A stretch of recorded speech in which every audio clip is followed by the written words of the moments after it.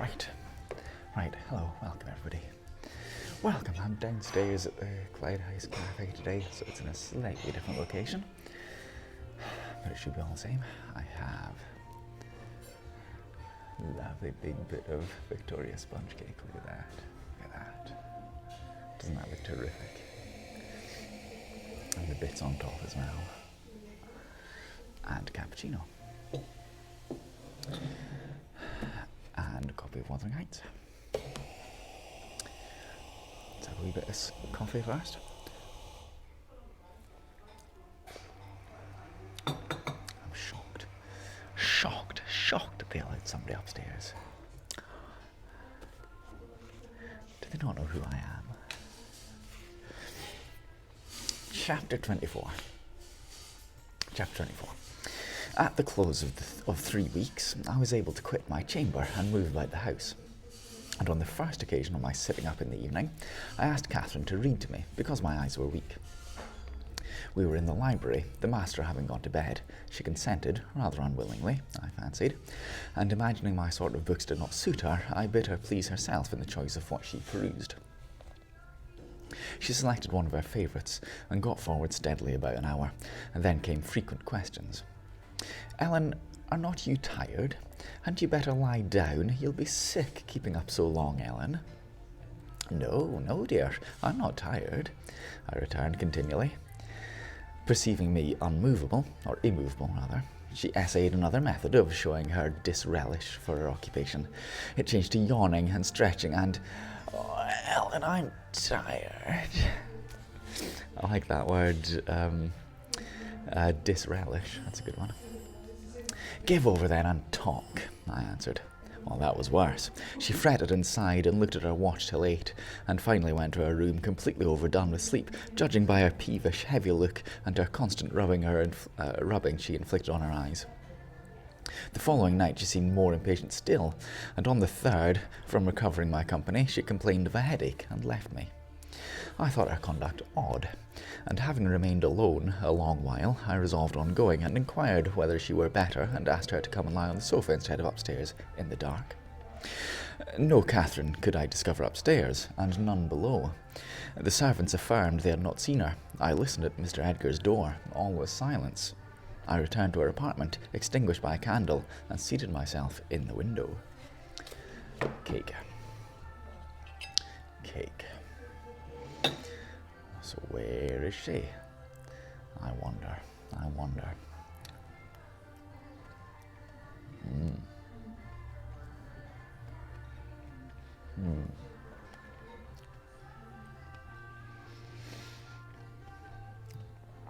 It's a lot of raspberry there, which is good because it's one of my favourites.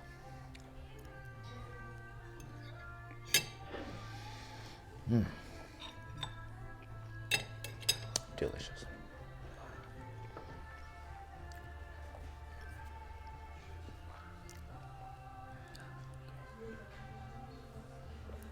I hope YouTube doesn't pick up on the copyrighted song again. They haven't given me a warning, but they've just noted that there's music in the background. How long is this chapter, by the way? Okay. The moon shone bright. A sprinkling of snow covered the ground, and I reflected that she might possibly have taken it into her head to walk about the garden for refreshment. I did detect a figure creeping along the inner fence of the park, but it was not my young mistress. On its emerging into the light, I recognised one of the grooms. He stood a considerable period, viewing the carriage road through the grounds, then started off at a brisk pace, as if he had detected something, and reappeared presently, leading Mrs. Pony. That's Mrs. Pony. And there she was, just dismounted and walking by its side. The man took his charge stealthily across the grass towards the stable. Cathy entered by the casement window of the drawing-room and glided noiselessly up to where I awaited her. She put her door gently to, slipped off her snowy shoes, untied her hat, and was proceeding, unconscious of my espionage, to lay aside her mantle, when I suddenly rose and revealed myself. The surprise petrified her an instant. She uttered an inarticulate exclamation and stood fixed. "My dear Miss Catherine," I began, too vividly impressed by her recent kindness to break into a scold, "where have you been riding out at this hour? And why should you try to deceive me by telling a tale? Where have you been? Speak." To the bottom of the park," she stammered. "I didn't tell a lie." "And nowhere else?" I demanded. "No," was the muttered reply. "Oh, Catherine," I cried sorrowfully, "you know you have been doing wrong, or you wouldn't be driven to uttering an untruth to me. That does grieve me. I'd rather be 3 months ill than hear you frame a deliberate lie." She sprang forward and burst into tears, threw her arms round my neck. "Well, Ellen, I'm so afraid of you being angry," she said. "Promise not to be angry, and you shall know the very truth. I hate to hide it." We sat down to the window seat. I assured her I would not scold, whatever her secret might be, and guessed it, of course. So she commenced. "I've been to Wuthering Heights, Ellen. I've never missed going a day since you fell ill, except thrice before and twice after you left your room.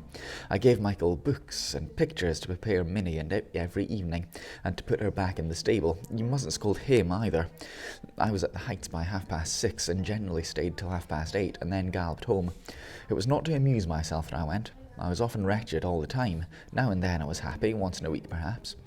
At first I expected there would be sad work persuading you to let me keep my word to Linton, for I had engaged to call again next day when we quitted him. But as you stayed upstairs on the morrow, I escaped that trouble, and while Michael was refastening the lock of the park door in the afternoon, I got possession of the key, and told him how my cousin wished me to visit him because he was sick and couldn't come to the Grange, and how Papa would object to my going. And then I negotiated with him about the pony. He is fond of reading, and he thinks of leaving soon to get married, so he offered. If I would lend him books out of the library to do what I wished, but I preferred giving him my own, and that satisfied him better. On my second visit, Linton seemed in lively spirits, and Zillah, that's their housekeeper, made us a clean room and a good fire, and told us that as Joseph was out at a prayer meeting, and Hareton Earnshaw was off with his dogs, robbing our woods of pheasants, as I heard afterwards, we might do what we liked.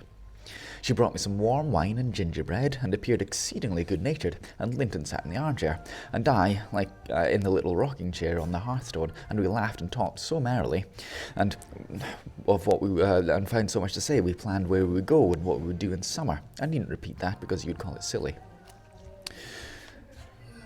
More cake. More cake. Well, of course she's been to Wuthering Heights. Of course she has. I think we all knew that, didn't we?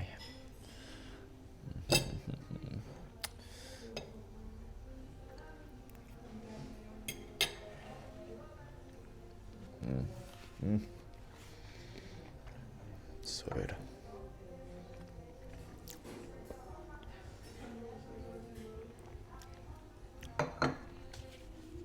One time, however, we were near quarrelling. He said the pleasantest manner of spending a hot July day was lying from morning till evening on a bank of heath in the middle of the moors, with the bees humming dreamily about the bloom, and the lark singing high up overhead, and the blue sky and bright sun shining steadily and cloudlessly. That was his most perfect idea of heaven's happiness.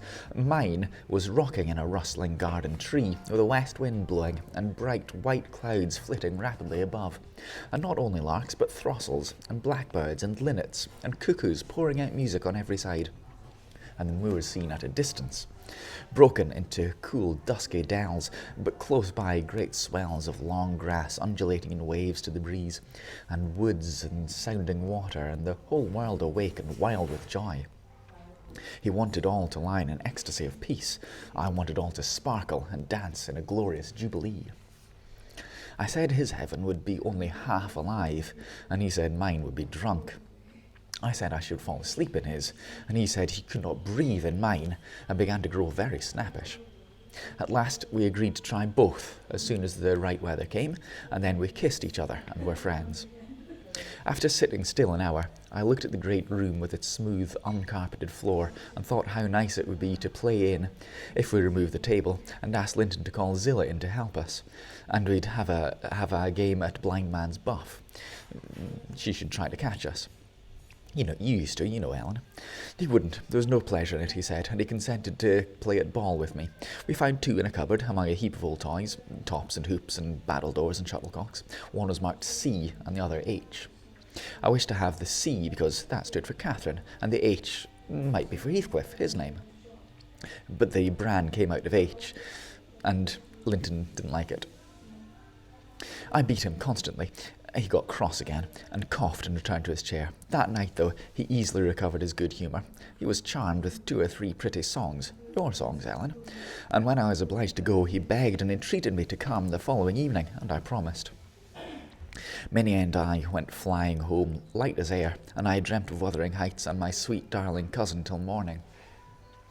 On the morrow, I was sad, partly because you were poorly, and partly that I wished my father knew and approved of my excursions. But it was beautiful moonlight after tea, and as I rode on, the gloom cleared. I shall have another happy evening, I thought to myself, and what delights me more, my pretty Linton will. I trotted up their garden, and I was turning round to the back when that fellow Earnshaw met me, took my bridle, and bid me go in by the front entrance. He patted Minnie's neck and said she was a bonny beast, and it appeared as if he wanted me to speak to him. I only told him to leave my horse alone, or else it would kick him. He answered in his vulgar accent, "It wouldn't do much hurt if it did," and surveyed its legs with a smile. I was half inclined to make it try, however. He moved off to open the door, and as he raised the latch, he looked up to the inscription above and said with a stupid mixture of awkwardness and elation, "Miss Catherine, I can read yon now." "Oh, wonderful!" I exclaimed. "Pray let us hear you. You are grown clever." He spelt and drawled over the syllables the name Hareton Earnshaw. "And the figures?" I cried encouragingly, perceiving that he came to a dead halt. "I cannot tell them yet," he answered. "Oh, you dunce," I said, laughing heartily at his failure.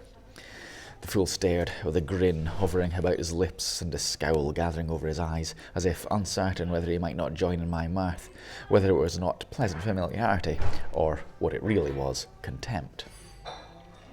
I settled his doubts by suddenly retrieving my gravity and desiring him to walk away, for I came to see Linton, not him. He reddened. I thought I saw that by the moonlight, dropped his hand from the latch and skulked off, a picture of mortified vanity. He imagined himself to be as accomplished as Linton, I suppose, because he could spell his own name, and was marvellously discomfited that I didn't think the same. Right, we'll stop there. For the moment, a little bit more cake. Middle bit of this. Look at that, look at that. Look at that, pretty light.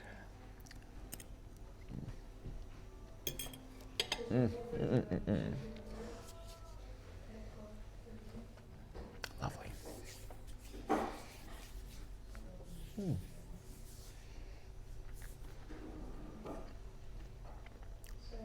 That's a thermometer, but it's only reading in Fahrenheit. Strangely. Must be ancient.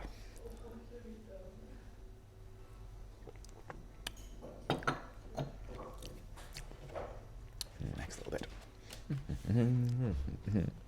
Stop, Miss Catherine, dear, I interrupted. I shall not scold, but I don't like your conduct there. If you had remembered that Hareton was your cousin as much as Master Heathcliff, you'd have felt how improper it was to behave in that way.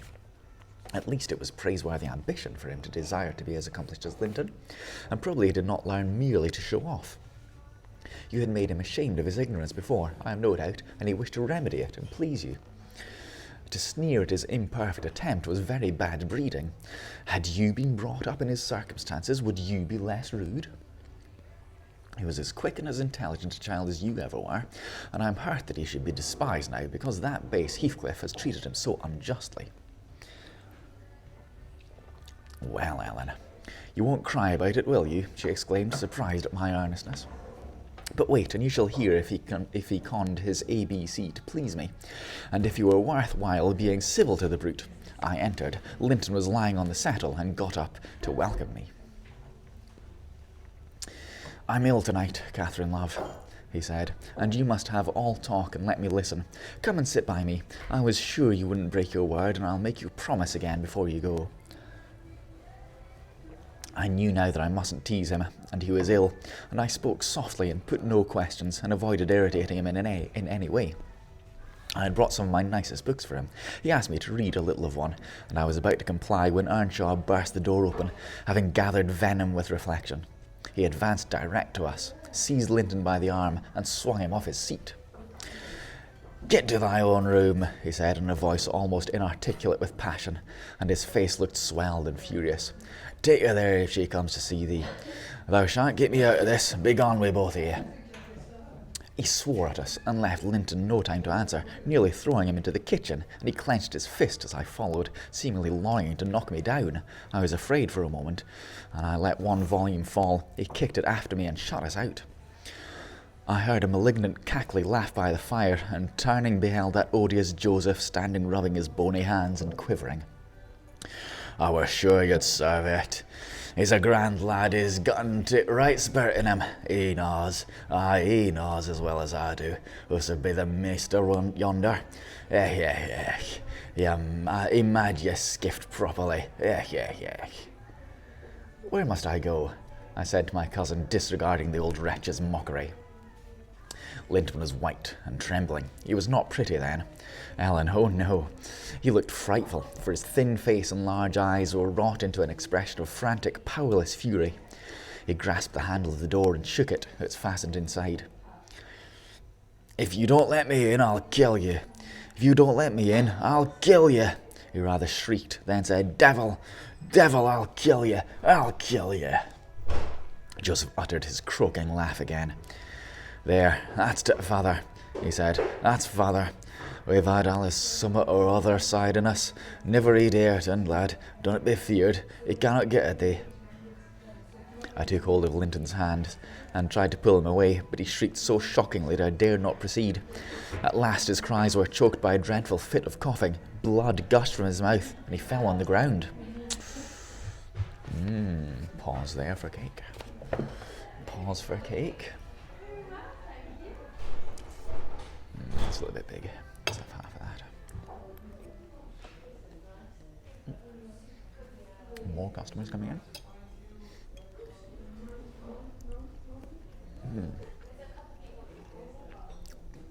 Delicious.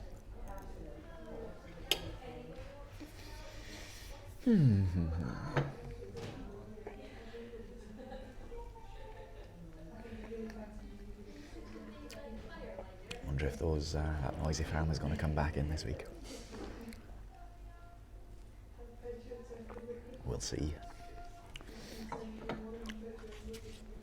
Can't forget blood again. Where were we?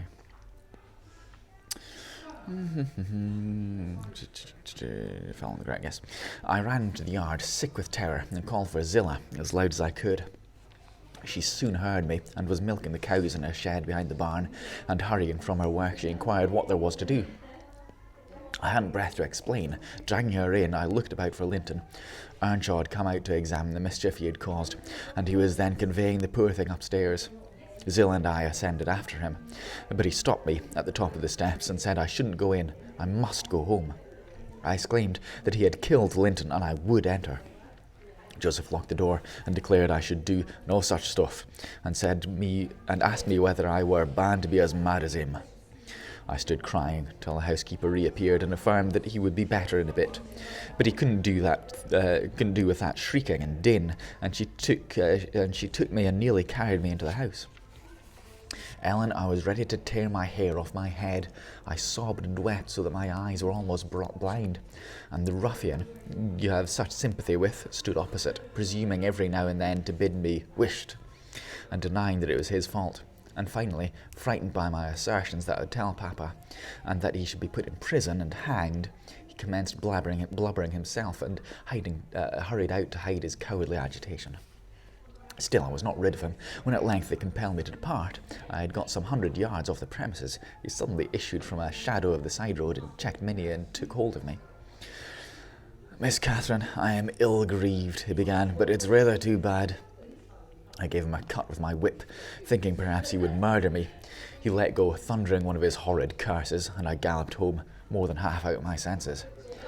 I didn't bid you good night that evening, and I didn't go to Wuthering Heights the next. I wished to, exceedingly, but I was strangely excited and dreaded to hear that Linton was dead, sometimes shuddered at the thought of encountering Hareton. On the third day, I took courage, at last. At least I couldn't bear longer suspense, and stole off once more. I went at 5 o'clock and walked, fancying I might manage to creep into the house and up to Linton's room unobserved. However, the dogs gave notice of my approach. Zillah received me, and saying the lad was mending nicely, showed me into a small, tidy carpeted apartment, where to my inexpressible joy I beheld Linton laid on a little sofa, reading one of my books. But he would neither speak to me nor look at me through the whole hour, Ellen, and he has such an unhappy temper, and what quite confounded me, when he did open his mouth, it was to utter the falsehood that I had occasioned the uproar, and Hareton was not to blame. Unable to reply, except passionately, I got up and walked from the room. He sent after me a faint, "Catherine." He did not reckon on being answered so, but I wouldn't turn back, and the morrow was the second day on which I stayed home, nearly determined to visit him no more. But it was so miserable going to bed and getting up and never hearing anything about him that my resolution melted into air before it was properly formed. It had appeared wrong to take the journey once. Now it seemed wrong to refrain. Michael came to ask if he must saddle Minnie. I said yes, and considered myself doing a duty as she bore me over the hills. I was forced to pass the front windows to get to the court. It was no use trying to conceal my presence. "Young master is in the house," said Zillah, as she saw me making for the parlour. I went in. Earnshaw was there also, but he quitted the room directly. Linton sat in the great armchair half asleep. Walking up to the fire, I began in a serious tone, partly meaning it to be true. "As you don't like me, Linton, and as you think I come on purpose to hurt you and pretend that I do so every time, this is our last meeting. Let us say goodbye. And tell Mr. Heathcliff that you have no wish to see me, and that he mustn't invent any more falsehoods on the subject." "Sit down and take your hat off, Catherine," he answered. "You're so much happier than I am. You ought to be better. Papa talks about enough of my defects, and shows enough scorn of me to make it natural I should doubt myself. I doubt whether I am not altogether as worthless as he calls me, frequently, and then I feel so cross and bitter. I hate everyone. I am worthless, and bad in temper, and bad in spirit almost always, and if you choose, you may say goodbye. You'll get rid of an annoyance. Only, Catherine, do me this justice. Believe that if I might be as sweet and as kind and as good as you are, I would be, as willingly, and more so, than as happy and as healthy. And believe that your kindness has made me love you deeper than if I deserved your love, and though I couldn't and cannot help showing my nature to you, I regret it and repent it, and shall regret and repent it till I die." Well, that's a pretty good speech, wasn't it? That's pretty romantic. Let's have a bit of the icing here, I think. A little bit of the icing. Let's have that first. That's the best bit.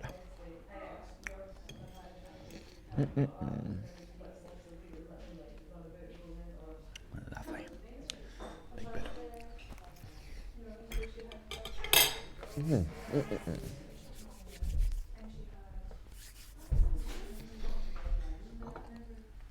A bit more.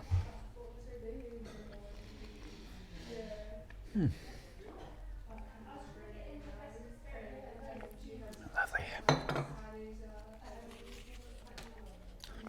I felt he spoke the truth, and I felt I must forgive him. And though we should quarrel the next moment, I must forgive him again. We were reconciled, but we cried, both of us, the whole time I stayed. Not entirely for sorrow, yet I was sorry Linton had that distorted nature. He'll never let his friends be at ease, and he'll never be at ease himself. I've always gone to his little parlour since that night, because his father returned the day after. About 3 times, I think, we have been merry and hopeful, as we were the first evening. The rest of my visits were dreary and troubled. Now with his selfishness and spite, and now with his sufferings. But I've learned to endure the former with nearly as little resentment as the latter. Mr. Heathcliff purposely avoids me. I have hardly seen him at all. Last Sunday, indeed, coming earlier than usual, I heard him abusing poor Linton cruelly for his conduct of the night before. I can't tell how he knew of it, unless he listened. Linton had certainly behaved provokingly, however it was the business of nobody but me, and I interrupted Mr. Heathcliff's lecture by entering and telling him so. He burst into a laugh and went away, saying he was glad I took that view of the matter. Since then I've told Linton he must whisper his bitter things. Now, Ellen, you have heard all, and I can't be prevented from going to Wuthering Heights except by inflicting misery on 2 people. Whereas, if you'll not only tell Papa, my going need disturb the tranquillity of none. You'll not tell, will you? It will be very heartless if you do. I'll make up my mind on that point tomorrow, Miss Catherine, I replied. It requires some study, so I'll leave you to your rest and go and think it over. I thought it over aloud in my master's presence, walking straight to his room from her room to his, and relating the whole story, with the exception of her conversations with her cousin and any mention of Hareton. Mr. Linton was alarmed and distressed more than he would acknowledge to me. In the morning, Catherine learned my betrayal of her confidence, and she learned also that her secret visits were to end. In vain she wept and writhed about the interdict, and implored her father to have pity on Linton. All she got to comfort her was a promise that he would write, and give him leave to come to the Grange when he pleased, but explaining that he must no longer expect to see Catherine at Wuthering Heights. Perhaps he had been aware of his nephew's disposition and state of health. He would have seen fit to withhold even that slight consolation. End of chapter 24. Well, that was kind of inevitable, really, wasn't it? Some of that. What do you think? What do you reckon to that? What do you think about the young couple? Are they well matched? Are they well suited? Do you like him? I think nobody can really dislike Catherine very much, apart from her deceitfulness at times.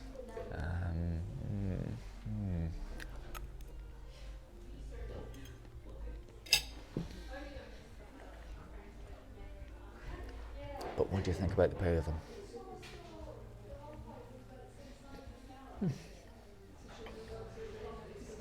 Shall I briefly show you downstairs? If I pick you up, I can show you there. Quite nice, isn't it?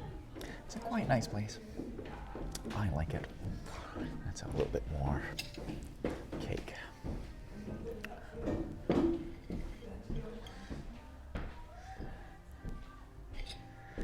Now upstairs is free.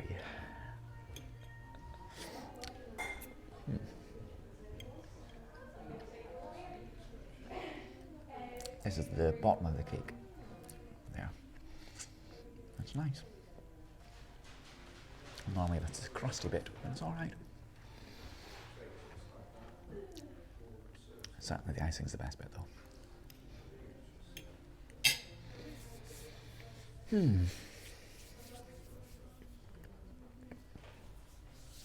Plenty of time to much rain. How long's the next chapter? Oh, tiny. We'll read the next bit. Okay.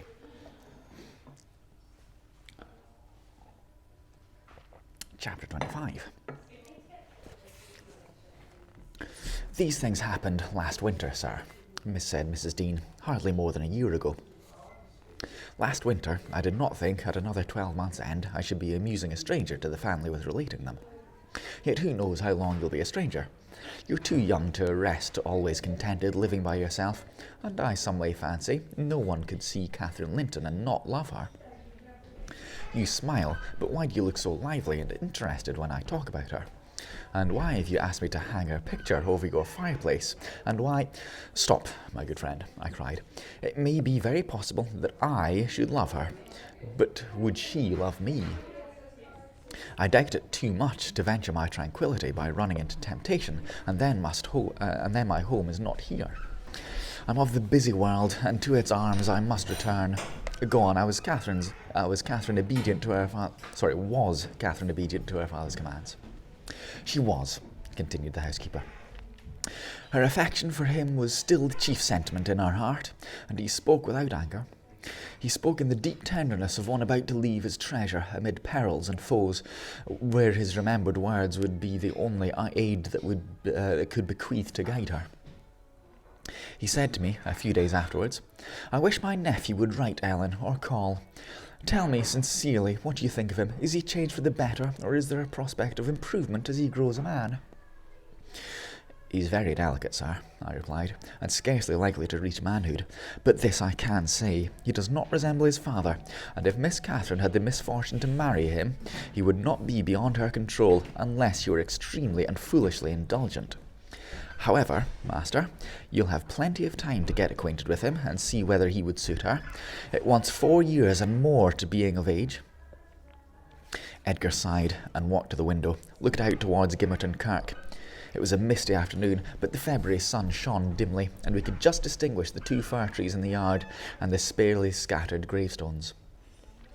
"I've prayed often," he half soliloquized, "for the approach of what is coming, and now I began to shrink and fear it.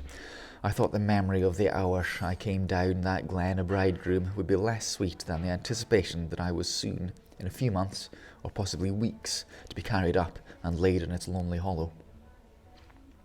Ellen, I've been very happy with my little Cathy. Through winter nights and summer days she was a living hope at my side.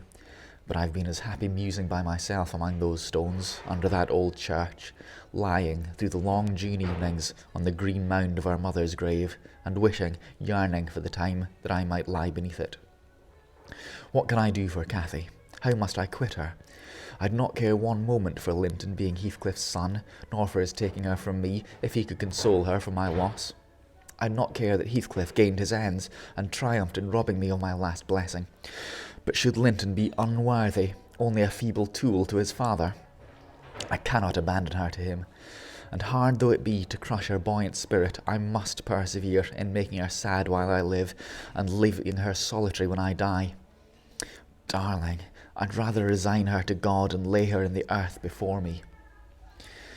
"Resign her to God as it is, sir," I answered, "and if we should lose you, which may he forbid under his providence, I'll stand her friend and counsellor to the last. Miss Catherine is a good girl. I don't fear that she will go wilfully wrong, and people who do their duty are always finally rewarded." Spring advanced, yet my master gathered no real strength, though he resumed his walks in the grounds with his daughter.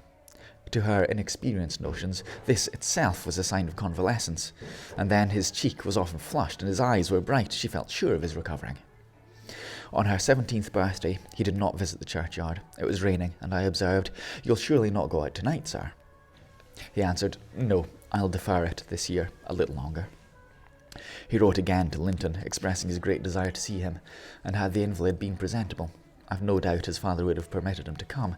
As it was, being instructed, he returned an answer, intimating that Mr. Heathcliff objected to his calling at the Grange, but his uncle's kind remembrance delighted him, and he hoped to meet him sometimes in his rambles, and personally to petition that his cousin and he might not remain long so utterly divided.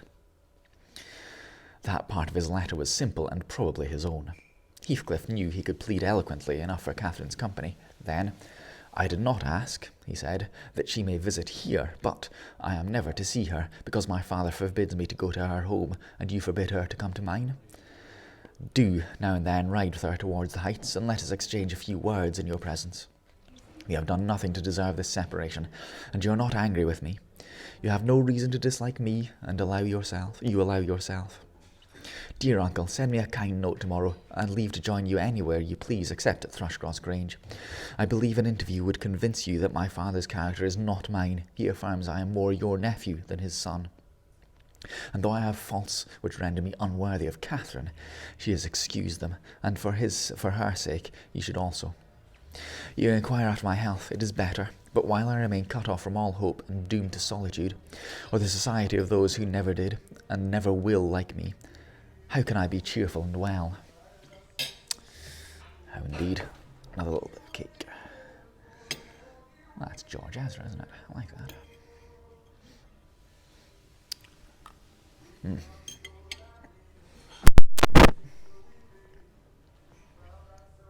Steady.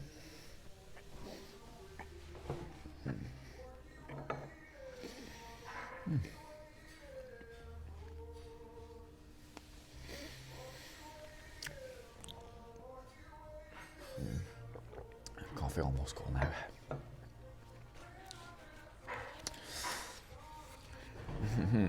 Edgar, though he felt for the boy, could not consent to grant his request because he could not accompany Catherine.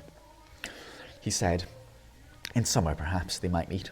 Meantime, he wished him to continue writing at intervals and engaged to give him what advice and comfort he was able by letter, being well aware of his hard position in his family. Linton complied, and had he been unrestrained, would probably have spoiled all by filling his epistles with complaints and lamentations, but his father kept a sharp watch over him, and of course insisted on every line that my master sent being shown, so instead of penning his peculiar personal sufferings and distresses, the themes constantly uppermost in his thoughts, he harped on the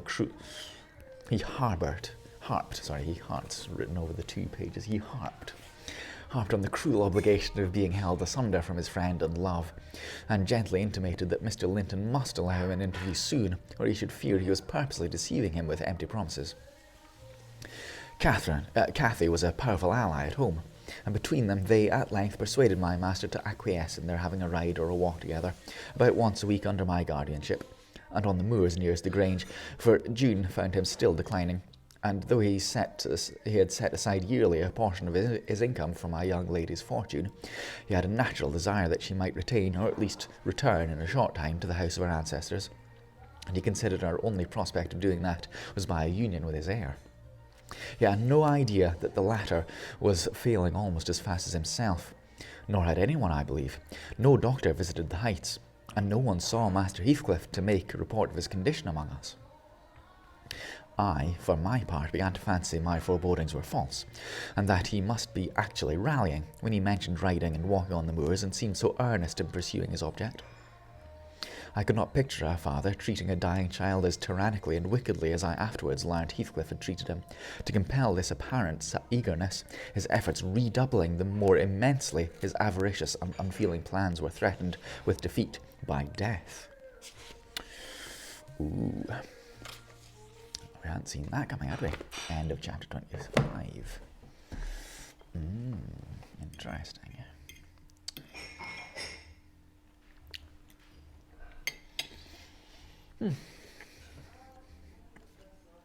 Right.